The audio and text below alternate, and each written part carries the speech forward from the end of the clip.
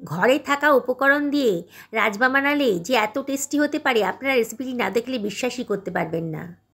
রাজমা বানাবো বলে আমি হাফ কেজি মতো রাজমা জলে ভিজিয়ে রেখেছিলাম 4 থেকে 5 ঘন্টা। তারপরে এটা প্রেশার কুকারে নিয়ে নিয়েছি। এবার এর ভেতর দিয়ে দিলাম 1 টেবিল চামচ মতো লবণ। রাজমা খুবই উপকারী, স্বাস্থ্যের পক্ষে ভীষণই ভালো, আর বানানোও কিন্তু একেবারেই সোজা। এর মধ্যে দিয়ে দিলাম হাফ টেবিল চামচ মতো হিং। এবারে আমি এর মধ্যে ঠান্ডা জল দেবো না, এর মধ্যে গরম জল দিয়ে দিচ্ছি। এমন করে জলটা দেবো যে রাজমার দানাগুলো ডুবে গিয়ে আরও 1 ইঞ্চি পরিমাণ জল ওপরে ভেসে থাকে। এবার সব কিছু ভালো করে মিশিয়ে নিচ্ছি। আমি গরম জল দিয়ে করছি, তাহলে তাড়াতাড়ি রান্নাটা হয়ে যাবে। এবার আমি 4টে সিটি দিয়ে নেব। কড়াইতে তেল গরম করে নিয়েছি, 2 টেবিল চামচ মতো সাদা তেল গরম করে নিয়েছি। এর মধ্যে দিয়ে দিলাম গোটা গরম মশলা আর হাফ টেবিল চামচ মতো গোটা জিরে। খুব সুঘ্রাণ একটা গন্ধ বেরোনো পর্যন্ত ওয়েট করতে হবে। তারপর দিয়ে দিলাম একটা মাঝারি সাইজের পেঁয়াজকে গ্রেট করে রেখেছিলাম, দিয়ে দিলাম। দিয়ে এবার ভালো করে একটু ফ্রাই করে নিচ্ছি। পেঁয়াজের কালারটা যখন চেঞ্জ হয়ে গেছে তার মধ্যে দিয়ে দিলাম একটা বড় সাইজের টমেটো কুচি। একেবারে ঘরোয়া মশলা দিয়ে বানাবো। এর মধ্যে দিয়ে দিলাম 1 টেবিল চামচ মতো হলুদের গুঁড়ো, 1 টেবিল চামচ মতো ধনের গুঁড়ো, 1 টেবিল চামচ মতো জিরের গুঁড়ো আর 1 টেবিল চামচ মতো লঙ্কার গুঁড়ো। লঙ্কাটা আপনারা নিজেদের পছন্দ মতো দেবেন। এবার দিয়ে দিলাম হাফ টেবিল চামচ মতো লবণ। এবারে এর মধ্যে দিয়ে দিচ্ছি আবারও হাফ টেবিল চামচ মতো হিং। হিংটা দিলে পরে কিন্তু রান্নার টেস্টটা বহুগুণ বেড়ে যায়, এই জন্য আমি রান্নাতে হিং দিচ্ছি। এবার অল্প জল দিয়ে মশলাটাকে একটু কষিয়ে নেব। জলটা দিয়ে দিলাম যাতে মশলাটা পোড়া না লাগে। আমি হাফ টেবিল চামচ মতো আদা রসুনের পেস্ট দিয়ে দিলাম। আগেই দেওয়া উচিত ছিল, আমি ভুলে গেছিলাম, তাই পরেই দিয়ে দিলাম। দিয়ে মশলাটাকে ভালো করে কষিয়ে নিচ্ছি।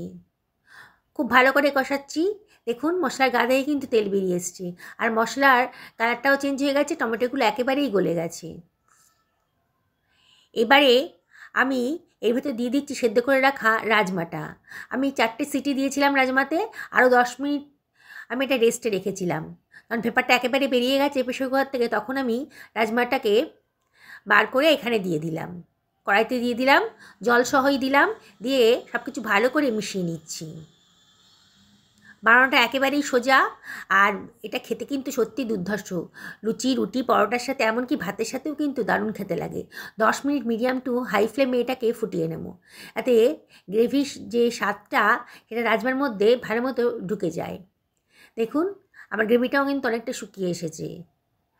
এবার আমি এর ভেতর দিয়ে দিচ্ছি 1 টেবিল চামচ মতো গোলমরিচের গুঁড়ো। দারুণ টেস্ট হবে, একবার এরম করে রান্না করে দেখুন। এবার এর মধ্যে দিয়ে দিচ্ছি 1 টেবিল চামচ মতো গরম মশলার গুঁড়ো,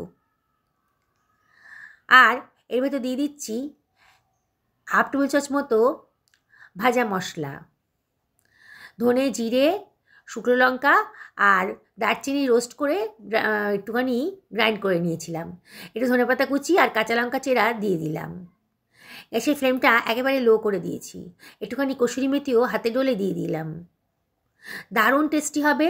সব কিছু ভালো করে মিশিয়ে নিচ্ছি।